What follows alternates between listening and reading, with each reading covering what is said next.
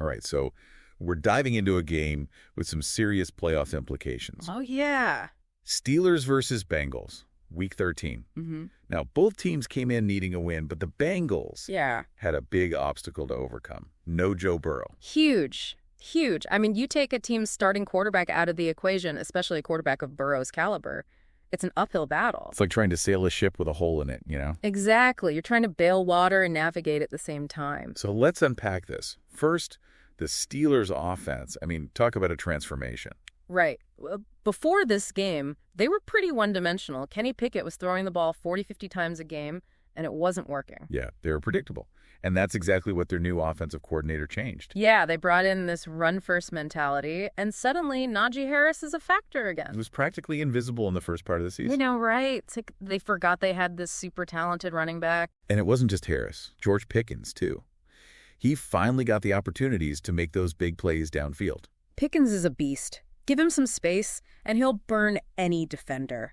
But he needs a quarterback who has time to throw. And that's where the balanced attack comes in. 100%. It keeps defenses honest. They can't just focus on rushing the passer or stacking the box against the run. Now, let's talk about the Bengals. How did they try to adapt without Burrow? I mean, obviously you can't replace a guy like that overnight. No, you can't. But they did have Jamar Chase, and boy, did he put on a show. He was making catches I didn't even think were physically possible. He's just a different breed, you know? That guy can turn a 5-yard slant into a 60-yard touchdown.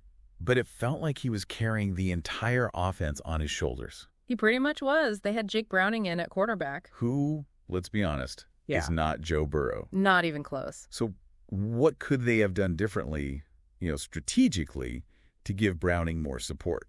Well, they definitely could have simplified the playbook. More short passes, more screens, anything to get the ball out of Browning's hands quickly and into the hands of their playmakers. Make it easier for him to manage the game. Exactly. Don't ask him to do too much. They also could have tried to control the clock more, keep their defense off the field. Because that Steelers defense, Babe. They were terrifying. Oh, man.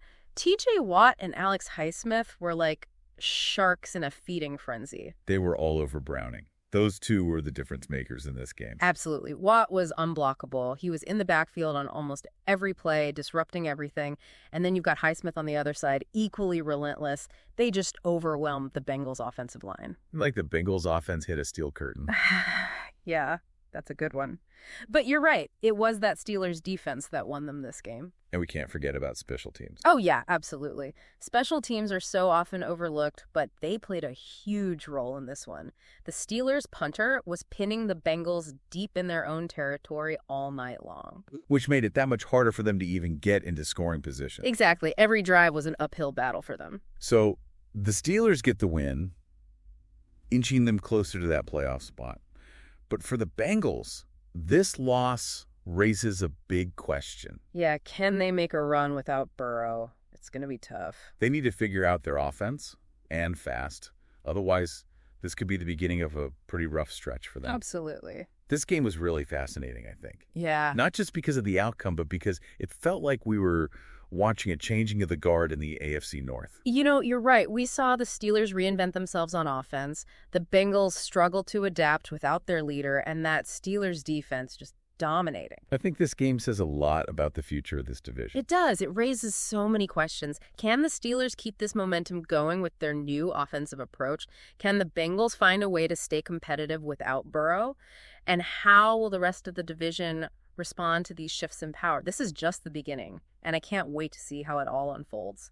Mine either. So much is up in the air, and that's what makes it so exciting. This is going to be a wild ride. Buckle up. That's it for this deep dive. Thanks for listening. We'll catch you next time. See you then. Today is your lucky day.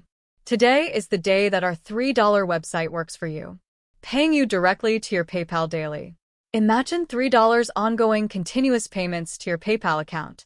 Imagine falling asleep and waking up to $300 in your PayPal account. How would this make you feel? How could this help you? What bills could you pay? What kind of fun could you have? What does that retirement look like now?